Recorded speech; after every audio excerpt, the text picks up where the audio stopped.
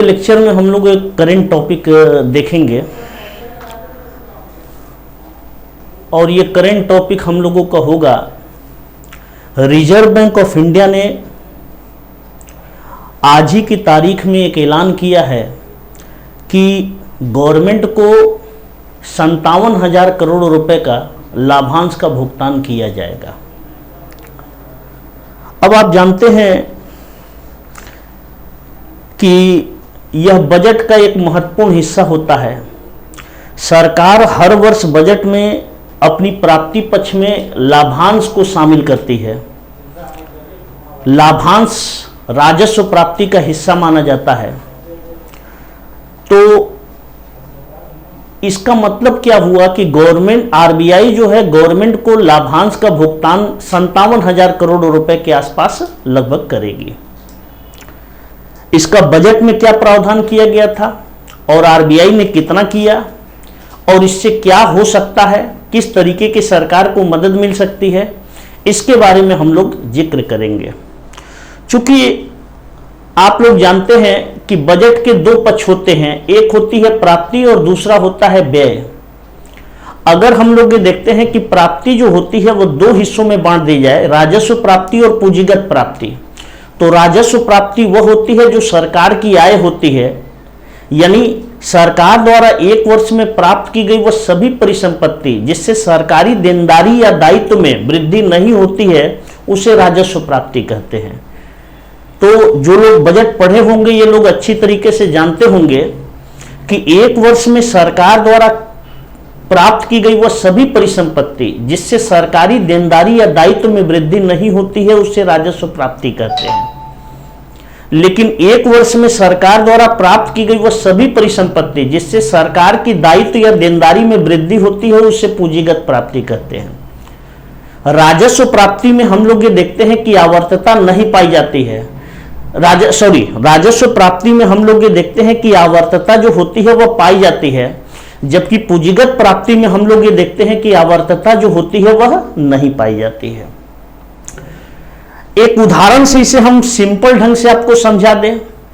जैसे मान लेते हैं कि हम पढ़ाते हैं, पढ़ा के 10 रुपए कमाते हैं तो ये हमारी प्राप्ति है। लेकिन अगर हम 5 रुपए आपसे कर्जा ले लेते हैं तो यह भी हमारी प्राप्ति है। लेकिन अगले वर्ष या अगले महीना इसे हमें ब्याज सहित 5 रुपए को वापस करना है, तो ये 5 रुपए जो हमने आपसे प्राप्त किया यह पूंजीगत प्राप्ति है, और जो 10 रुपए हमने पढ़ा कर पाया है यह हमारी राजस्व प्राप्ति है, क्योंकि इस 10 रुपए को हमें वापस आपको नहीं करना होगा। तो इस तरीके से हम लोग ये देखते हैं कि किसी भी देश के बजट में यह कहा जाता है कि सरकार को अपनी राजस्व प्राप्ति को भरसक बढ़ाने की कोशिश करनी चाहिए, पूंजीगत प्राप्ति को बढ़ाने की कोशिश बहुत ज्यादा नहीं करनी चाहिए, क्योंकि उससे भविष्य में सरकार की देनदारी बढ़ती है। जैसे अगर हमें अपनी प्राप्ति बढ़ाना है तो हम अपनी कमाई यानी जो हम ट्यूशन फीस पाते हैं उसको बढ़ाने की कोशिश करनी चाहिए, कर्ज लेकर हमें अपनी प्राप्ति बढ़ाने की कोशिश नहीं करनी चाहिए। तो प्राप्ति में दोनों तरह की परिसंपत्ति शामिल होती है, यानी दायित्व वाली परिसंपत्ति जो पूंजीगत प्राप्ति होती है और दायित्व विहीन परिसंपत्ति जो राजस्व प्राप्ति होती है। तो प्राप्ति में ये दोनों पक्ष शामिल होती है, और डाल्टन जैसे तमाम अर्थशास्त्री ये कहते हैं कि सरकार को भी अपनी प्राप्ति में राजस्व प्राप्ति को बढ़ाने की कोशिश होनी चाहिए, क्योंकि इससे भविष्य में सरकार के ऊपर कोई बर्डन नहीं होता है। अब हम लोग ये देखते हैं कि भारत सरकार ने 2020-21 के बजट में क्या कहा था। तो जब हमारे देश में हम लोग ये देखते हैं कि वित्त मंत्री निर्मला सीतारमण जी ने बजट को पेश किया था, तो उन्होंने ये कहा था कि इस वर्ष सरकार को लाभांश प्राप्त करने की उम्मीद जो है वो 60,000 करोड़ रुपए का है। देखिए डिविडेंड एस्टिमेशन जो लगाया गया था, डिविडेंड एस्टिमेशन वो लगाया गया था 60,000 करोड़ रुपए का, कि ये सरकार को बजट में मिल जाएगा। ये कब 2020-21 के बजट में सरकार ने एक तरह से अपना अनुमान पेश कर दिया था। अब ये डिविडेंड होता क्या है, लाभांश इसे हिंदी में कहते हैं। आप जानते हैं कि जैसे प्रतिभूति बाजार होता है, प्रतिभूति बाजार में दो तरह की परिसंपत्ति होती है, एक होता है शेयर और दूसरा होता है डिवेंचर। शेयर हम लोग ये देखते हैं कि यहां से जो प्रतिफल प्राप्त होता है उसे लाभांश कहते हैं, और डिबेंचर से जो प्रतिफल मिलता है उसे ब्याज कहते हैं। शेयर और डिबेंचर में अंतर यह है कि शेयर पर लाभांश की दर पहले से निश्चित नहीं होती है। अगर कोई व्यक्ति या कोई संस्था अगर शेयर खरीदती है तो उसमें उस शेयर में पहले से यह तय नहीं होता है कि इस पर आपको लाभांश मिलेगा। लेकिन डिविडेंड में जब कोई निवेश व्यक्ति करता है तो उसे पहले से यह तय कर दिया जाता है कि आपको 12%, 10%, 15% ब्याज हम देंगे। इसी तरीके से जैसे हम आप शेयर खरीदते हैं वैसे ही सरकार भी जो होती है वो अपना इन्वेस्टमेंट जो होती है वो शेयरों में करती है। और हम लोग ये देखते हैं कि रिजर्व बैंक ऑफ इंडिया, चूंकि आप जानते हैं कि सरकारी बैंकर कौन है, रिजर्व बैंक ऑफ इंडिया है। इसी तरीके से सरकार की तमाम वित्तीय संस्थानें हैं।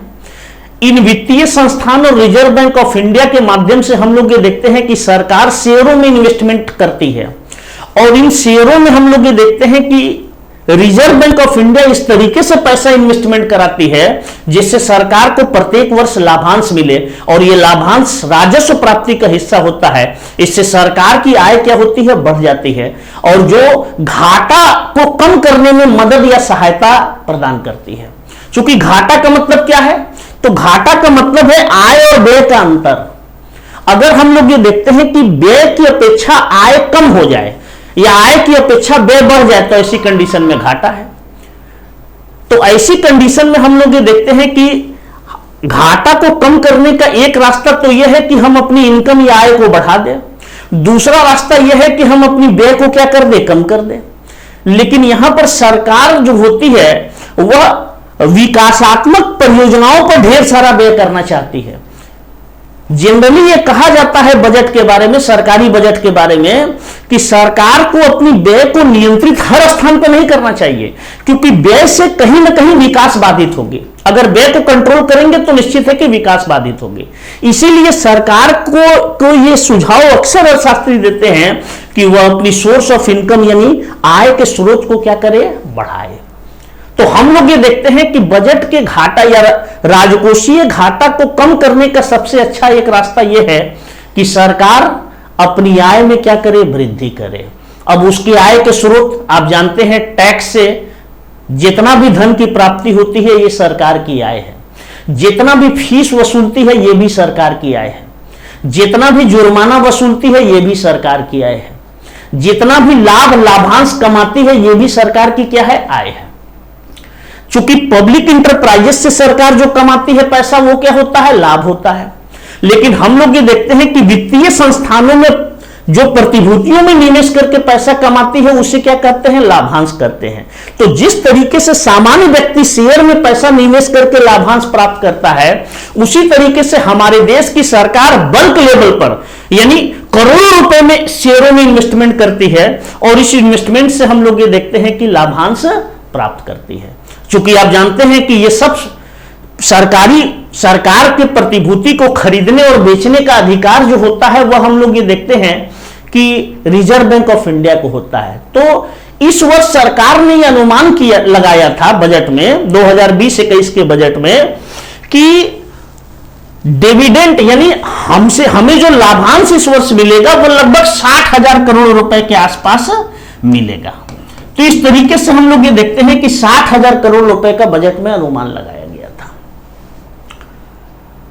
अब देखिए, अगर ये हो जाएगा तो निश्चित रूप से हमारी आय एक तरह से बढ़ जाएगी, और घाटा का जो हम टारगेट रखे हैं वहीं पर हम क्या होंगे, पहुंच जाएंगे। चूंकि अगर पिछले वर्ष यानी 2019-20 के बजट में 2019-20 की आर्थिक समीक्षा में यह बताया गया है कि 2019-20 में राजकोषीय घाटा यानी फिस्कल डिफिसिट, इसे हम एफडी से दिखलाते हैं, फिस्कल डिफिसिट, इसे हिंदी में राजकोषीय घाटा, यह भारत सरकार की सबसे बड़ी घाटा है ना।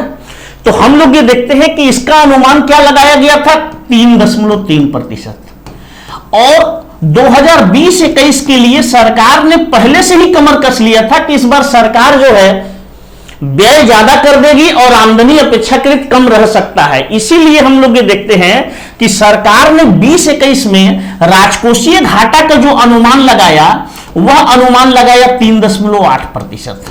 ये एक लिमिटेशन में था, कोई दिक्कत की बात नहीं थी, ठीक है ना। ये इस समय आप जानते हैं कि स्थिति सामान्य नहीं है, हमारे ही देश में नहीं पूरे दुनिया में। हम लोग ये देखते हैं कि सरकार की आय की स्रोत चूंकि इस समय सिमट सकती है, जबकि व्यय को सरकार को रेगुलर क्या करना होगा, बढ़ाना पड़ सकता है। यही वजह है कि हम लोग ये देखते हैं कि राजकोषीय घाटा का अनुमान हमने 3.8% लगाया। अब देखिए हुआ क्या, 1 अप्रैल से हमारा बजटरी वर्ष शुरू हो गया। अप्रैल से जून के बीच में अर्थव्यवस्था की हम लोग ये देखते हैं कि एक तरह से मूल्यांकन की जाती है। मूल्यांकन के दौरान ये पाया जाता है कि राजकोषीय घाटा रिकॉर्ड स्तर पर पहुंच गया। राजकोषीय घाटा जो होता है वो लगभग हम लोग ये देखते हैं कि 6.62 लाख करोड़ रुपए हो गया। 6.62 लाख करोड़ रुपए के स्तर पर पहुंच गया। अब सरकार हम लोग ये देखते हैं कि डिविडेंड पर निर्भर हो जाती है। सरकार ने अनुमान लगाया था कि 60,000 करोड़ रुपए का डिविडेंड हमें यहां मिल जाना चाहिए। मिल जाएगा तो निश्चित है कि हमारी घाटा जो होगी वो कहीं ना कहीं क्या होगी, एडजस्ट हो जाएगी। देखिए घाटा बराबर हम आपको दिखा दें तो घाटा यहां लिख देते हैं और घाटा बराबर हम लोग यहां पर लिख देते हैं व्यय माइनस आय। व्यय माइनस आय, समग्र व्यय माइनस समग्र आय समझ लीजिए।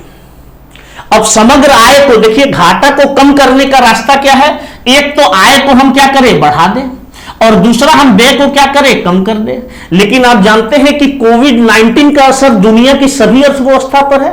भारत निश्चित रूप से इससे अछूता नहीं है।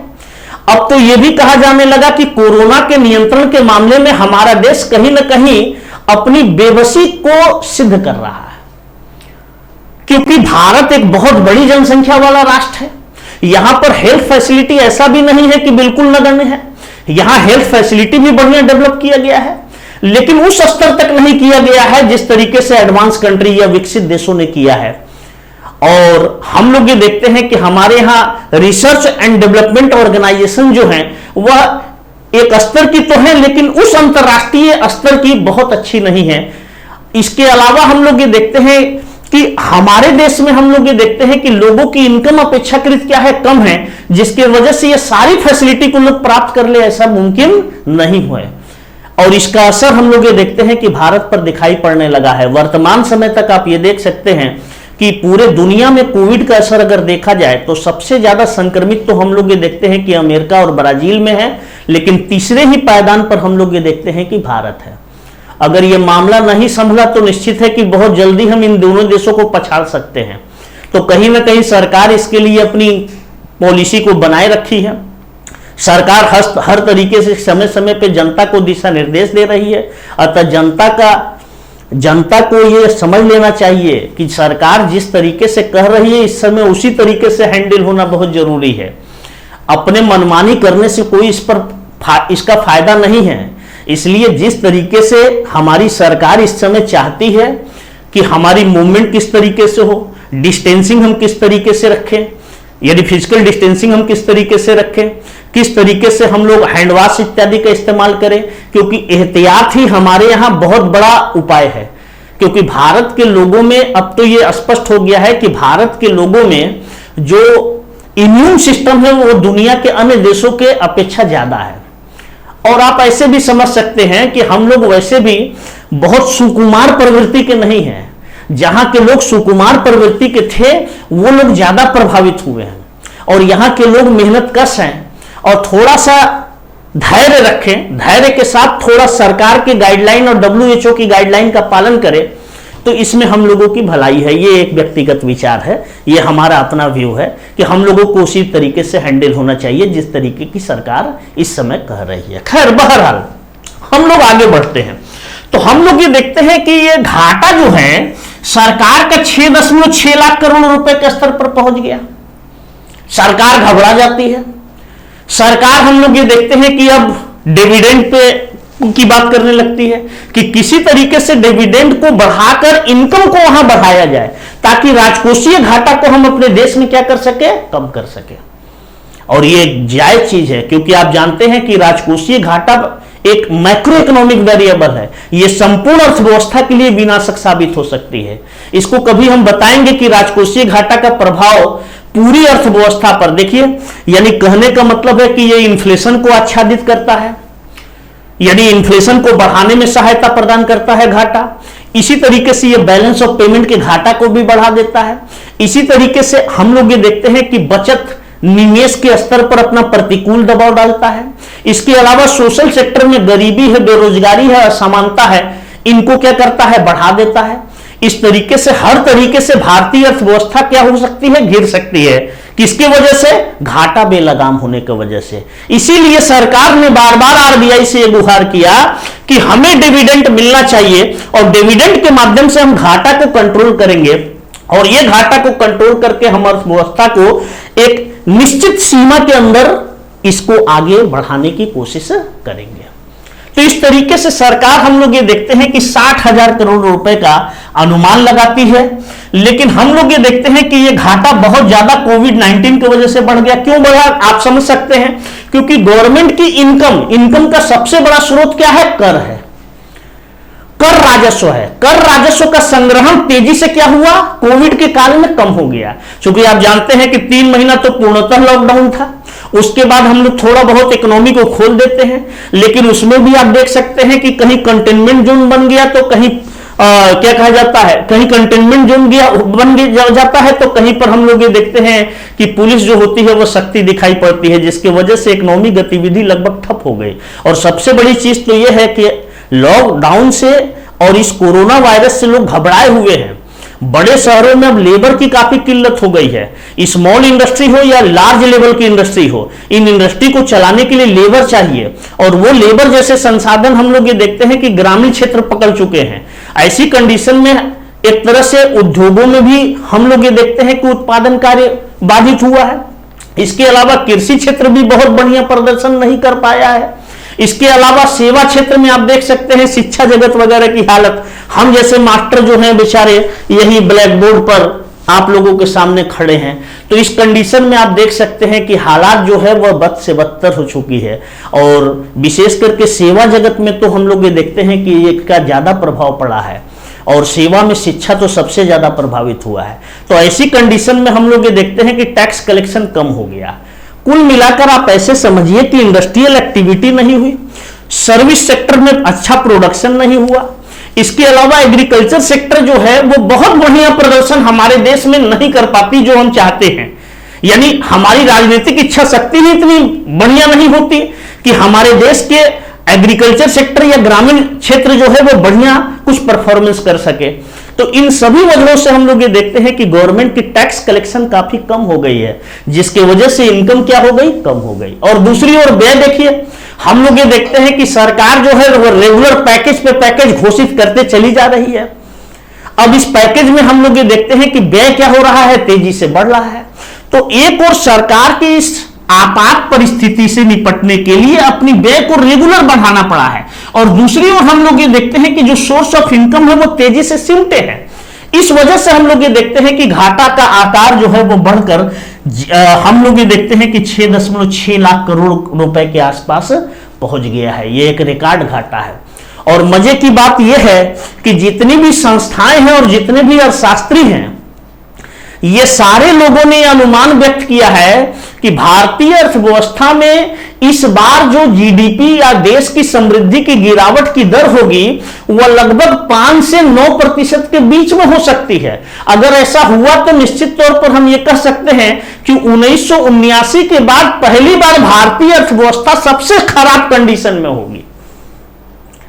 चूंकि अगर डेटा के बारे में बात करें तो हमने आपको इसके पहले भी वीडियो में बताया है कि डेटा आजकल किस तरीके से प्रस्तुत किया जा रहा है। रियलिस्टिक डेटा की क्या है कमी है, इस पर काफी हल्ला चिल्लपू भी मचाया अपोजिशन ने। लेकिन हम लोग ये देखते हैं कि सरकार ने अपने नया डेटा कलेक्शन के हिसाब से डेटा प्रस्तुत करती चली जा रही है। ये खामी है जो सही सिनेरियो को, इकोनॉमी के सही सिनेरियो को स्पष्ट नहीं करती। इससे गवर्नमेंट को अपने पॉलिसी मेकिंग में दिक्कत नहीं आती, बल्कि इससे प्राइवेट सेक्टर और छोटे लोगों को भी अपनी पॉलिसी को डिटरमिन करने में दिक्कत आती है। और सही हम लोग ये देखते हैं कि पॉलिसी इंप्लीमेंट नहीं हो पाता है। इसलिए हम लोग ये देखते हैं कि इन सारी समस्याओं से अगर ये देखा जाए कि अगर ये गिरावट हुई तो निश्चित है कि 79 के बाद भारतीय अर्थव्यवस्था पहली बार, याद है ना 79 में भारतीय अर्थव्यवस्था का ग्रोथ रेट जो है वह निगेटिव रहा है और आने वाले समय में भी ये निगेटिव हो सकता है। निश्चित तौर पर हम लोग ये देखते हैं कि अगर ये गिरावट रही तो भारतीय अर्थव्यवस्था पूरे अपने अवधि यानी स्वतंत्रता के बाद से 1950-51 के बाद से सबसे वर्सन कंडीशन में हम लोग ये देखते हैं कि 2020-21 में हो सकती। सरकार अपने तरफ से पूरा प्रयास कर रही है। आप ये न सोचे कि सरकार हमेशा बैठी रहती है। सरकारों का काम है अपने हिसाब से इकोनॉमी को हैंडल करना, वो कर भी रहे हैं। अब इच्छा शक्ति कितनी मजबूत है ये उनके ऊपर डिपेंड करता है, लेकिन कुल मिलाकर हम लोग ये देखते हैं कि इस घाटा को कंट्रोल करने के लिए सरकार ने लाभांश की मांग किया। रिजर्व बैंक ऑफ इंडिया ने, चूंकि आप जानते हैं कि रिजर्व बैंक ऑफ इंडिया और अन्य वित्तीय संस्थाओं की मदद से सरकार शेयरों में इन्वेस्टमेंट करती है और वहां से लाभांश की प्राप्ति होती है सरकार को। सरकार ने इस बार बजट में लाभांश की प्राप्ति की उम्मीद 60,000 करोड़ रुपए रखा था। हम लोग ये देखते हैं कि उसके एवज में रिजर्व बैंक ऑफ इंडिया ने आज की डेट में हम लोग ये देखते हैं कि 57,000 करोड़ रुपए डिविडेंड देने की बात स्वीकार कर लिया है। इसको मिलने से हम लोग ये देखते हैं कि गवर्नमेंट की इनकम क्या होगी, बढ़ जाएगी, और इनकम बढ़ने से घाटा क्या होगा, कम हो जाएगा। लेकिन घाटा का जो अनुमान 3.8% लगाया गया है यह प्राप्त हो जाए ऐसा नहीं है। देखिए सरकार का घाटा चूंकि बहुत बढ़ गया है, अगर इस लिहाज से देखा जाए कि 6.6 लाख करोड़ अप्रैल से जून के ही बीच में बढ़ गया है, तो आने वाले समय में हम लोग ये देखते हैं कि ये और बढ़ जाएगा। इसका मतलब है कि ये जो राजकोषीय घाटा का अनुमान अब रखा गया है 3.8%, ये तो बिल्कुल बेईमानी है। इस लक्ष्य को प्राप्त करने के लिए सरकार को अपनी सोर्स ऑफ इनकम तेजी से बढ़ाना होगा, यानी अपनी इनकम में तेजी से वृद्धि करनी होगी। लेकिन साथ में इस समय आपात परिस्थिति में गवर्नमेंट ही एक ऐसी संस्था है जो कल्याणकारी कार्यक्रमों को चलाकर लोगों को मदद कर सकती है और लोगों को मदद करके लोगों की इनकम को बढ़ा सकती है और लोगों के जीवन निर्वाह स्तर को कम से कम गिरने न दे और लोग भूख से न मरे, गरीबी से न मरे, बेरोजगारी से न मरे। इसके लिए सरकार जरूर कल्याणकारी योजना के अंतर्गत तमाम व्यय करती चली जाएगी, और व्यय अगर करती चली जाएगी और सोर्स ऑफ इनकम, चूंकि पहले से ही ये टारगेट था कि 60,000 करोड़ रुपए, लेकिन ये 65,000 करोड़ रुपए नहीं मिला है बल्कि 57,000 करोड़ रुपए ही मिला है, जबकि बेतहाशा सरकारी व्यय में क्या हुई है, वृद्धि हुई है। अब इस वृद्धि से हम लोग ये देखते हैं कि इस वृद्धि की वजह से घाटा जो है वो बढ़ गया है। अब घाटा को कम करने में मदद क्या कर सकता है, ये 57,000 करोड़ रुपए का जो पैकेज, जो लाभांश की राशि है, यह निश्चित रूप से राजकोषीय घाटा को कम करने में मदद कर सकता है। अब इससे होगा क्या, तो आप समझ सकते हैं कि इससे देश में इन्फ्लेशन की समस्या जो है या महंगाई की जो समस्या है वो तेजी से नहीं बढ़ेगी। इसी तरीके से जो निर्यात पर असर पड़ने वाला प्रतिकूल असर था वो नहीं पड़ेगा। इसके अलावा हम लोग ये देखते हैं कि जो बचत और पूंजी निर्माण की दर होगी वह कम नहीं होगी। इसके अलावा जो देश में गरीबी, बेरोजगारी, असमानता यानी सोशल सेक्टर जैसे क्षेत्र में हम लोग ये देखते हैं कि जो नकारात्मक प्रभाव होने वाला था वो लगभग नहीं के बराबर होगा। अतः सरकार, हम लोग ये देखते हैं कि हर स्तर पर उपाय कर रही है। सरकार इस समय व्यय को घटाकर राजकोषीय घाटा को कम नहीं कर सकती। सरकार के पास हम लोग ये देखते हैं कि केवल एक ही रास्ता बचा है कि वो अपनी आय को बढ़ाए, और आय को बढ़ाने के लिए हम लोग ये देखते हैं कि सरकार ने ये गुहार किया था रिजर्व बैंक ऑफ इंडिया से कि हमें लाभांश का भुगतान किया जाए, और इसके एवज में रिजर्व बैंक ऑफ इंडिया जो होती है वह 57,000 करोड़ रुपए के लाभांश का भुगतान कर देती है। इस तरीके से यह घाटा को कम करेगा। अब देखिए, सरकार इस घाटा को कम करने के लिए टैक्स स्लैब में परिवर्तन ला सकती है, और जैसा कि आप जानते हैं कि कल के डेट में हमारे देश की सरकार ने एक तरह से यह गुहार किया है जनता से कि ज्यादा से ज्यादा लोग ईमानदार बने और टैक्स पेयर बने और टैक्स पे करके देश के विकास में अपनी मदद और सहायता प्रदान करे, क्योंकि सरकार सब बातों को समझ रही है कि आखिर में हमारे पास समस्या क्या है। अगर लोग टैक्स नहीं देंगे तो निश्चित तौर पर हम लोग ये देखते हैं कि घाटा को हम रोकने में कामयाब नहीं होंगे, और घाटा अगर नहीं रुका, राजकोषीय घाटा अगर कम नहीं हुआ, तो निश्चित तौर पर यह हमारी अर्थव्यवस्था को कुछ दुष्चक्र की ओर ले जाएगी, या नीचे की ओर या गतिहीनता की ओर ले जाएगी। इस गतिहीनता से बचने के लिए सरकार ने एक टैक्स में भी सुधार किया है और ईमानदार टैक्स कॉन्सेप्ट लेकर आई है, ताकि लोग करों का ज्यादा भुगतान करें, जिससे सरकार की आय क्या हो, बढ़े, और उससे के भी बढ़ने से हम लोग ये देखते हैं कि घाटा कम होगा।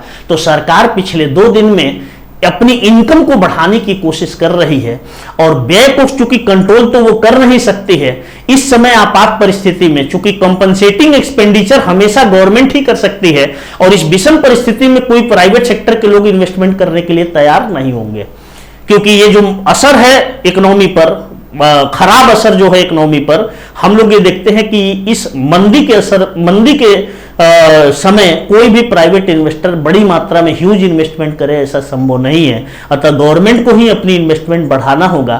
थोड़ी बहुत इकोनॉमी ऊपर आएगी तो निश्चित है कि प्राइवेट इन्वेस्टमेंट प्रमोट होगा, और फिर अर्थव्यवस्था अपने विकास को उसी दर पर वापस पहुंच जाएगी।